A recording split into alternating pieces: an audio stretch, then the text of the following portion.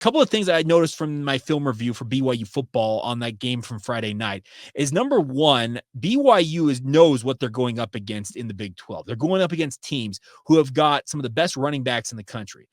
Against Oklahoma State, it was Ollie Gordon. Ollie Gordon had his best performance to date and showed he is a tough you-know-what out there. Coming back into that game after some of the hits he absorbed from Isaiah Glasker, I just got to salute that young man. Rewatching this game, that kid absolutely showed a backbone and just nerves of steel to come back into that game and do what he did. He had 100 yards in that game, by far his best performance of the season, and exposed, I think, in many Cougar fans' eyes, that BYU's rush defense, maybe it's not as good as we all thought it was. Here's the deal. Watching this game against Oklahoma State for probably the first time, I've seen a couple of instances at points this season of this happening, but remember back under Ed Lamb and Elisa Tuiaki with the BYU defense under their regime, there was a term I love to use. It was used by many other people. They called it hero ball. And the problem was, during that era, too many guys on BYU's defense were not trusting the scheme or their teammates and were trying to make the play. They were kind of bypassing their assignment on a given play and trying to be the hero and do the job of two or three other guys.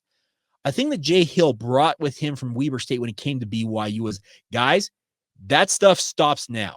We focus on our assignment. There's 11 guys on the field. All 11 of you have a job to do. You will do your job to perfection, or at least close to it. And if you guys do that, we will be a much better sum of our parts versus one or two guys freelancing and trying to do their thing. It was not perfect last year. There was still a lot of habits to break with that defense. So far, through the first 6 games of this year, I feel like BYU had bought wholesale into what Jay Hill was preaching about doing their 111th. The problem was, against Oklahoma State, some guys started playing hero ball again. And I'm not going to sugarcoat it. I saw guys like Tyler Batty, Jack Kelly. There were certain guys out there that were trying to make a big play. Y'all saw it. Y'all saw the defensive ends, and that's not just Batty. It was guys like Isaiah Bagnah, Logan Latui, even I said Jack Kelly at outside linebacker that were crashing down so hard on the running backs on those read option plays that the quarterbacks just simply pulled the ball, picked up big yardage to the outside. It was too often that guys were trying to freelance and thinking, I know what's happening here. I'm going to go be the hero. They've got to stop with that mentality, because going up against UCF has a vaunted rushing attack. Yes, I know that UCF has lost 4 straight, but that does not ignore the fact that they have run the ball extremely effectively. RJ Harvey is one of, I believe, the top 3, at very worst, top 5 running backs in this country. He's one of the best in the entire country. I think he's nearing 1,000 yards already this season for UCF, and he is just the proverbial tip of the spear of what is a pretty incredible rushing attack for Gus Malzahn and the UCF Knights. BYU has to get these guys back on the same page this week. Speaking of Jay Hill, Kalani Sitake, and the position coaches, telling their guys, I know you guys want to be the hero. I know you guys want to make the big play for the BYU defense, but stop it. Stop with trying to go beyond the scope of your responsibility on a given play, thinking that you know better than what the entirety of this scheme is and what the play requires. I know we've been hearing a lot of them talking about being humble and being hungry. They need some humility instilled back into this defense.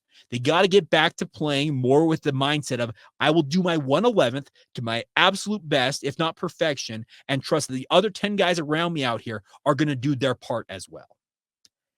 That's going to be critical, because Oklahoma State can run the ball extremely well, but UCF takes it to another level. And I know that their records belie, probably in your mind, well, they're not that good, Jake.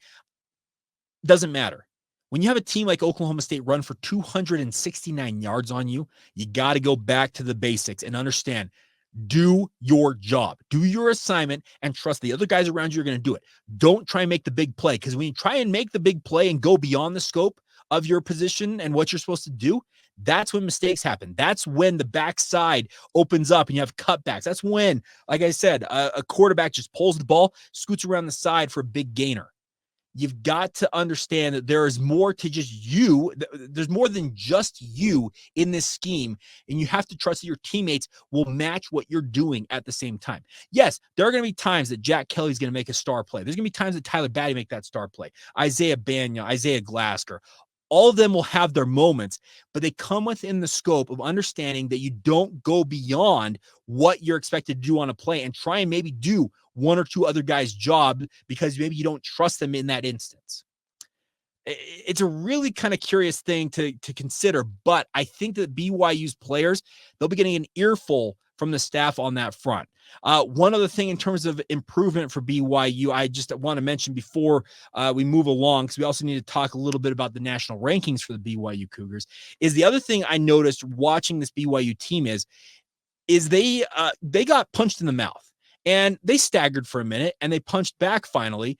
But the thing about it is, this is a BYU team that I think after some of the success they had going 6-0, they learned from getting punched in the mouth proverbially by Oklahoma State. The one thing I don't like is that when you're trying to, sell a call, stop it with the flopping. I think somebody saw it was on a PAT. Isaiah Bagnah barely gets brushed by an offensive lineman and goes full LeBron James trying to sell a foul call in the NBA. It's the second time a BYU player that I can remember, it was Tyler Batty earlier this year, that tried to sell one with an awful flop. I don't know what is being talked about with that, but stop it.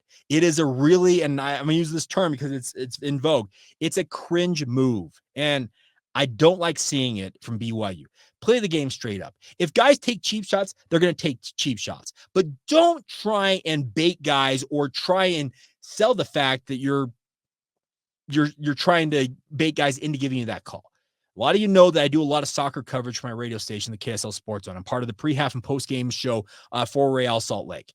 Soccer, particularly men's soccer, has got a pretty bad rap for guys absolutely baiting opposing players into calls, baiting the referee into giving them free kicks, penalties, yellow cards, red cards, all that stuff with pretty innocuous contact, but selling it to high heavens.